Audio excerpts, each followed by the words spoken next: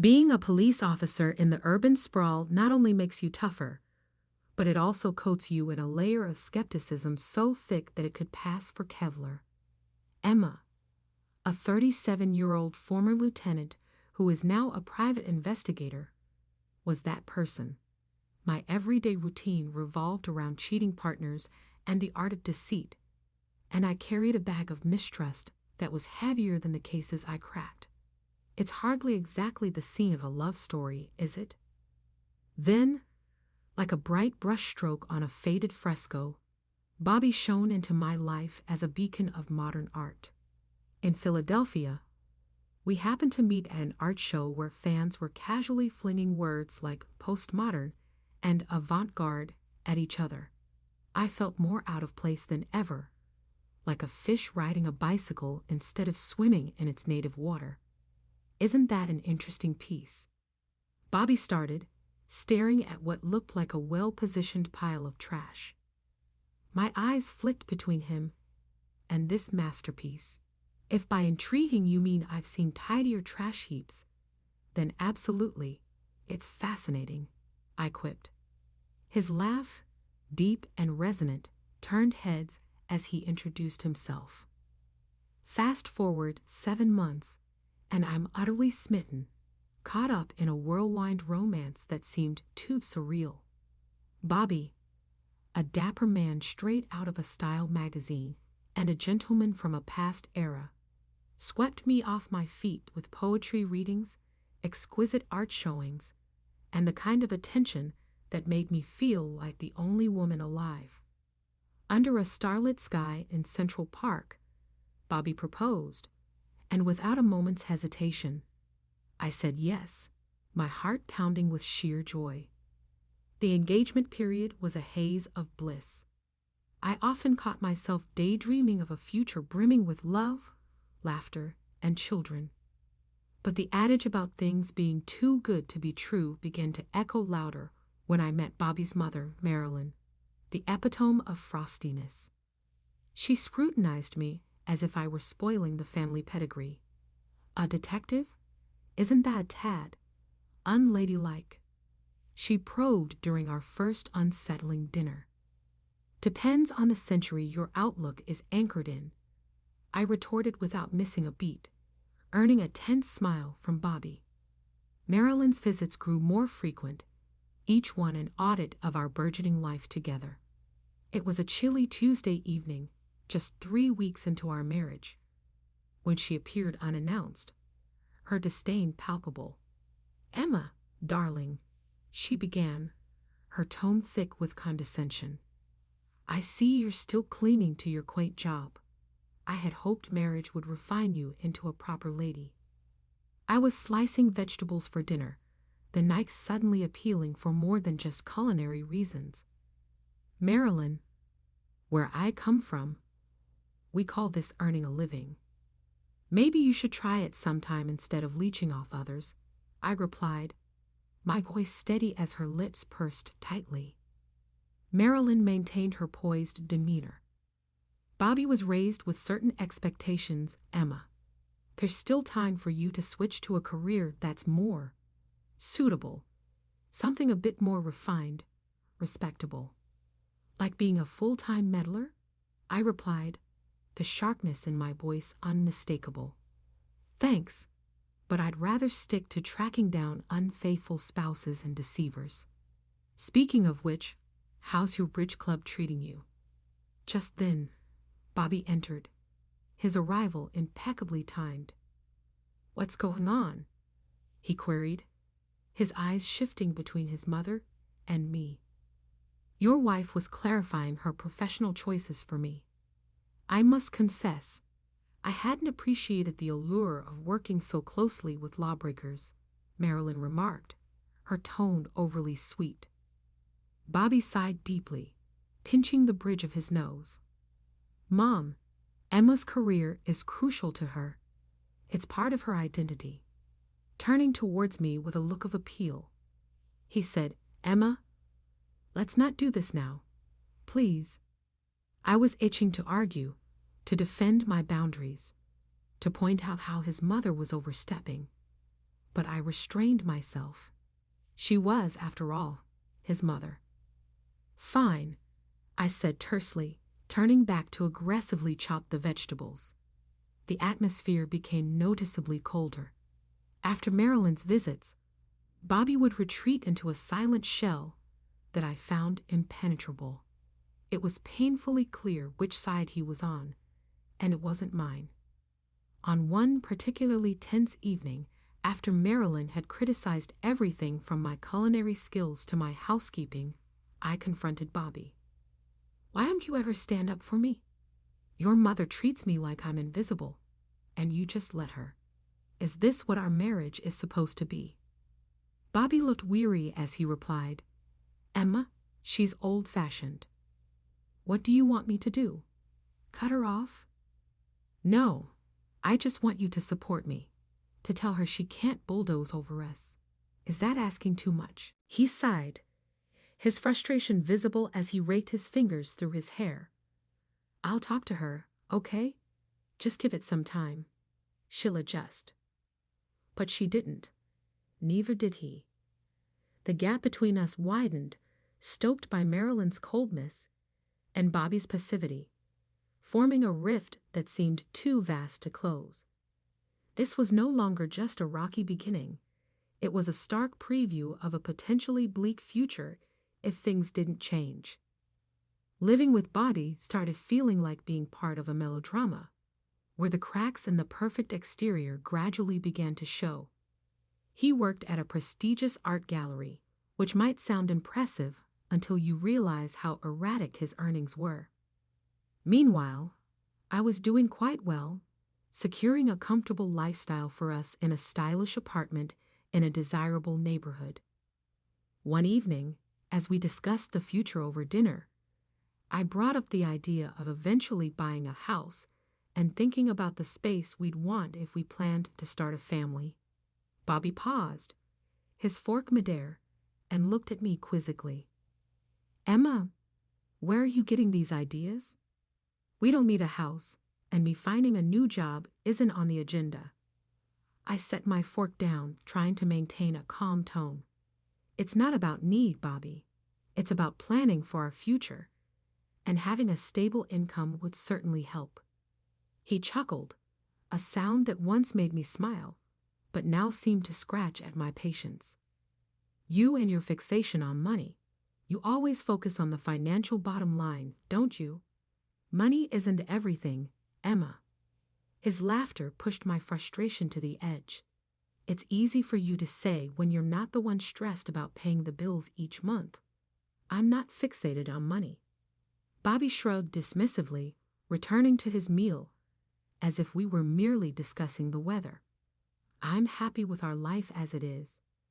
You're the one who's never satisfied." I stood up, losing my appetite. "Maybe I wouldn't be so focused on money if you contributed more than just critiques about how I manage ours." He didn't even glance up. "I contribute in other ways, Emma. Not everything is about money." I lay in bed that night, staring at the ceiling, my mind racing. This wasn't just about buying a house, planning for kids, or even the finances. It was about respect, partnership, and support, none of which Bobby seemed to value. As long as his life remained comfortable, his quick dismissal of my concerns as an obsession with money was a way to dodge the real issues between us. On a seemingly ordinary Sunday, our living room unexpectedly turned into a stage for high drama when Marilyn, my not-so-favorite mother-in-law, dropped in. The air grew tense as she remained glued to her phone, her voice wavering between panic and confusion. "And you're telling me my Social Security number has been suspended? How much do I need to pay to fix this?" Marilyn's voice cracked. Her hands trembled as she rummaged through her purse for her checkbook and documents. In the kitchen with a coffee in hand, I overheard her mention Social Security and payments. Years of police work had sharpened my instincts, and every alarm bell in my head went off. This was a scam. I hurried into the living room, My approach was quiet but quick. "Marilyn, hang up the phone. It's a scam." I interjected firmly, but calmly, hoping to convey urgency without causing panic. She turned, shocked and offended. "I beg your pardon?" "I'm handling this, Emma. There's no need for your intrusion." But before she could protest further, I stepped forward, grabbed the phone, and ended the call with a decisive click. Silence enveloped the room, thick with tension. Marilyn recoiled as if I had struck her, her face twisting into an expression of fury and disbelief. "How dare you? That was incredibly rude and uncalled for. Who do you think you are, treating me like some naive child?" Bobby, drawn by the commotion, appeared at the threshold, his face a mix of concern and frustration. "Emma, what's going on? Why are you upsetting my mother?" I turned to him, my frustration mounting. "That call was from scammers, Bobby. They were trying to con Marilyn out of her money by claiming her social security number was suspended. This is a common tactic. I've seen it 100 times." Bobby rubbed the back of his neck, a gesture I recognized as him feeling cornered. "Okay, but couldn't you have been a bit more diplomatic about it?" Marilyn, gathering her belongings with shaking hands, shot me a look sharp enough to curdle milk. I don't need to be saved, especially not by someone who treats me with such disrespect. I'm leaving. We'll see what the bank says about this so-called scam. She stormed out, leaving a chilly silence behind. Bobby sighed, his gaze shifting between the door and me. "Emma, I know you meant well, but you have to handle things more gently, especially with my mother." I felt a twinge of guilt, but stood my ground. I know it seemed harsh, but there wasn't time for polite exchanges. Scammers thrive on urgency, and any hesitation could have cost Marilyn dearly. The next day, still feeling a mix of curiosity and guilt, I decided to call her. After 3 rings, she picked up, her voice cold and measured. "What do you want, Emma?" I cleared my throat. "I just wanted to check on you after yesterday. Did you speak with the bank about that call?" There was a pause on the line before she reluctantly admitted, "Yes, I did. They confirmed it was a scam." Her tone hardened. "But that doesn't excuse how you handled things. You were rude and aggressive." I pinched the bridge of my nose, feeling the onset of a headache. "I'm sorry if I seemed harsh. I was just trying to protect you. These scammers are professional deceivers, and they're very convincing." Her reply was curt, laced with a hint of begrudging gratitude. "Well, I suppose I should thank you for stopping a mistake. But don't think this changes my view of your methods or your demeanor. Goodbye, Emma." The tension between Bobby and me had deepened, turning our home from a warm sanctuary into a chilly battlefield. Clinging to hope, I saw his upcoming birthday as an opportunity to melt the ice and rekindle the fading spark of our relationship. I meticulously planned a weekend getaway just for the 2 of us, dreaming of restoring what we once had. However, as fate, or rather Marilyn, would have it, she bulldozed through my plans with her own. She scheduled a grand dinner at her mansion on a weekday, fully aware my work schedule was overflowing. I pleaded with her over the phone. "Can't we just push it to Saturday? I'm swamped at work." Her voice was a blend of syrup and frost. "No, dear. This is when it's happening. Bobby shouldn't have to adjust his birthday to fit around your job." Frustration gnawed at me. Confiding in my boss, the only person who seemed to understand, I explained the situation. He had seen enough deceit and betrayal to fill a novel, yet he recognized the importance of this gesture. "Go," he urged, giving me a knowing look. "Do what you need to do. When I arrived at Marilyn's, the party was already in full swing, an ostentatious display of pretense. Marilyn spotted me like a predator zeroing in on prey, her smile tightening as she quickly whispered something to Bobby. There he was, my husband, ensconced by the fireplace, his arm casually draped around a woman who was more than just a colleague. My heart sank, but I steeled myself and approached them. "Aren't you going to introduce me?" I asked, striving to inject calm into my voice that I didn't feel. Bobby flinched as if shocked, his eyes widening. "Ah, Emma, this is Lori from the gallery," he mumbled, then turned to her. "And this is Emma, a relative." The room might as well have spun. "A relative? Seriously, Bobby, your wife?" I couldn't keep the incredulity and anger from my voice, the words echoing louder than I intended. A hush fell over the room, all eyes on us. Bobby's expression morphed, a mix of embarrassment and irritation flashing across his face. "You know, a real wife would have made her husband's birthday a priority," he snapped, turning away as if dismissing me from his presence. Before I could recover, Marilyn slithered over, her voice dripping with disdain. "You see, Emma, you just don't fit in here.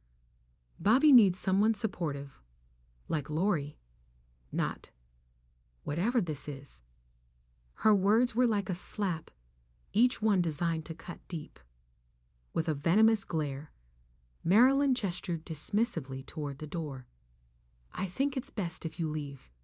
You're not wanted here." Her words hung in the air, sharp and biting. "You know what, Marilyn? Maybe you're right. Maybe I don't belong in a family that thrives on lies and deception." With dignity I scarcely felt, I walked out, the chill of the night enveloping me like an unwelcome embrace.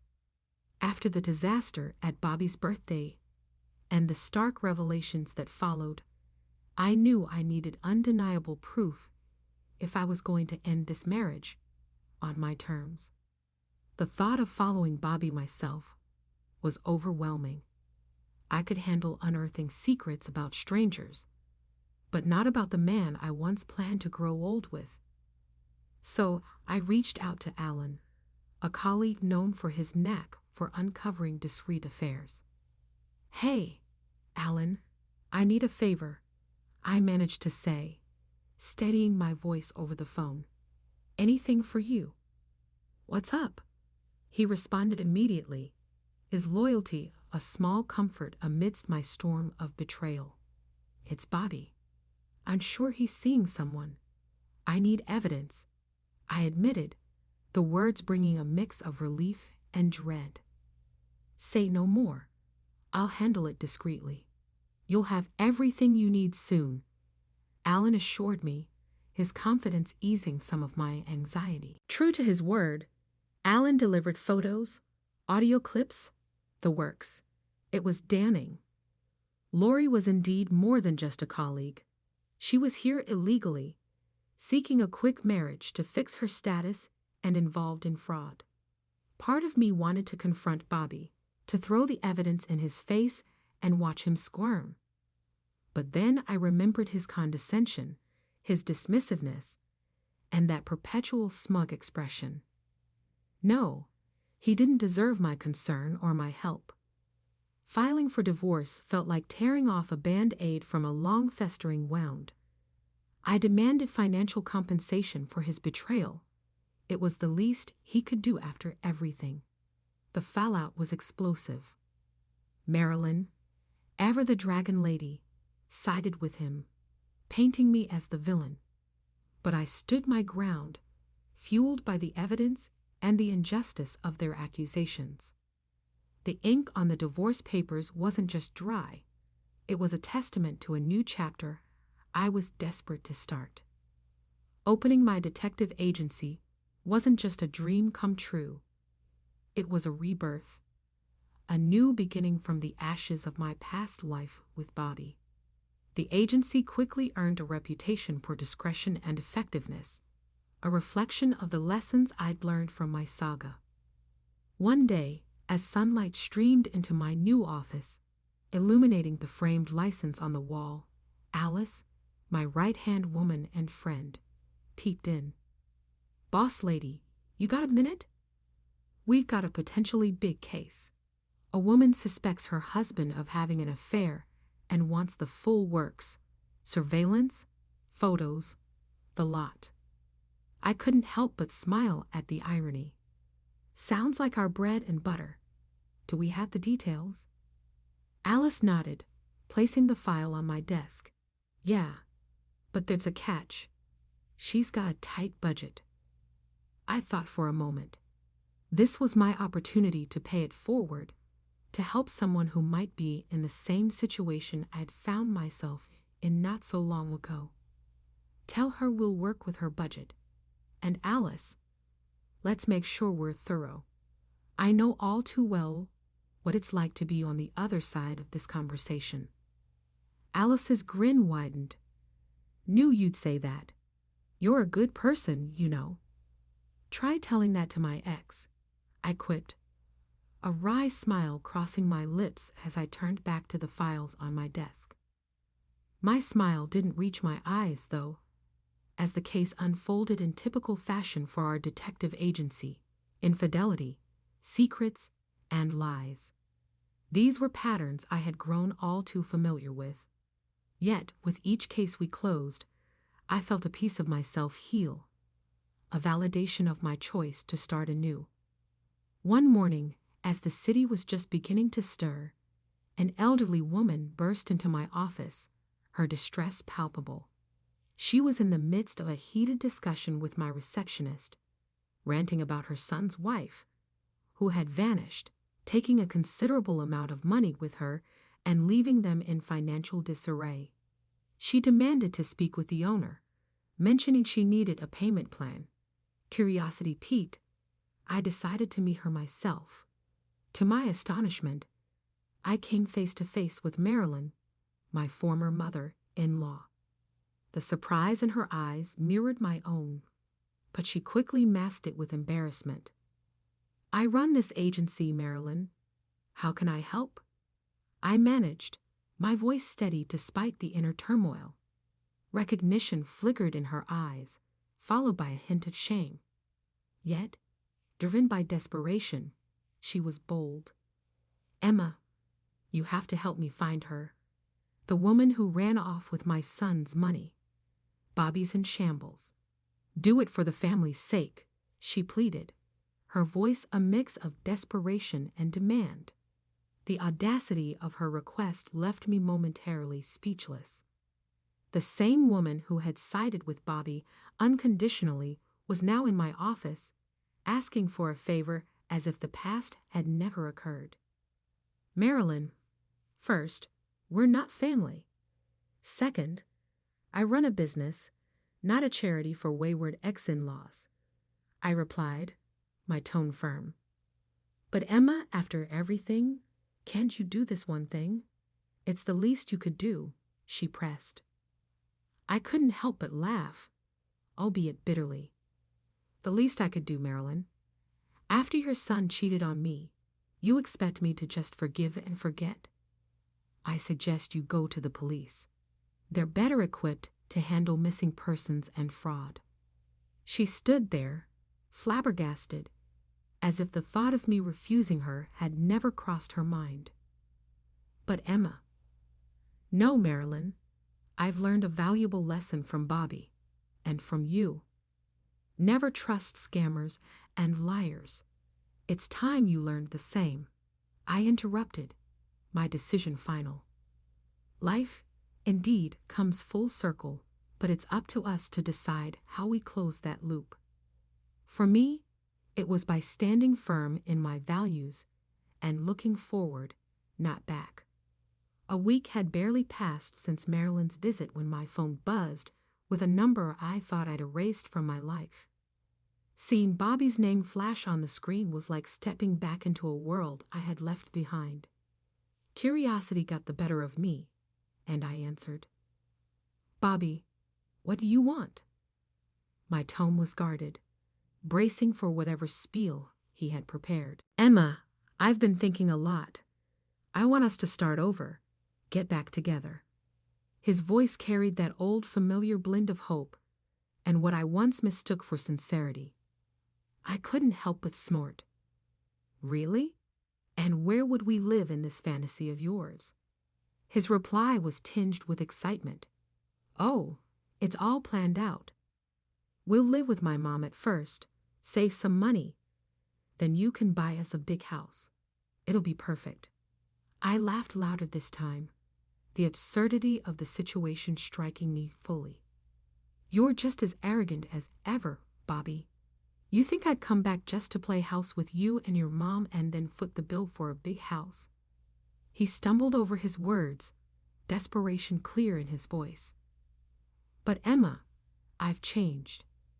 We can fix everything, please. Bobby's plea hung in the air, a faint echo of desperation that could no longer reach me. I paused, reflecting on the years I had wasted, the tears I had shed, and the painstaking journey I had undertaken to rebuild myself from the wreckage he had left behind. But Bobby, you haven't changed a bit. Goodbye. With that, I hung up, the click of the phone line cutting off not just our conversation, but also the lingering ties to a past that had tried to define me. As the quiet settled around me, a profound sense of peace enveloped my heart. The call, absurd as it was, served as the ultimate validation of my growth, my resilience, and my independence. I had built a new life, a thriving career, and reclaimed my sense of self. Achievements that would have been unattainable had I remained trapped in a marriage that stifled and diminished me. In the end, Bobby's call was just a small annoyance that served as a brief reminder of my progress. Like a blank canvas waiting to be painted with new goals, challenges, and accomplishments, the future was bright and full of promise. I felt a rush of preparedness for whatever was ahead as I returned my focus to the work that had given me meaning and a sense of community. After all, living a good life is the best kind of retaliation, and I was determined to do just that. The task that lay ahead was more than simply a job. It was a reflection of my journey, the strength I had developed, and the new avenues I was excited to pursue. My life was unquestionably mine, my heart was steady, and my resolve was resolute.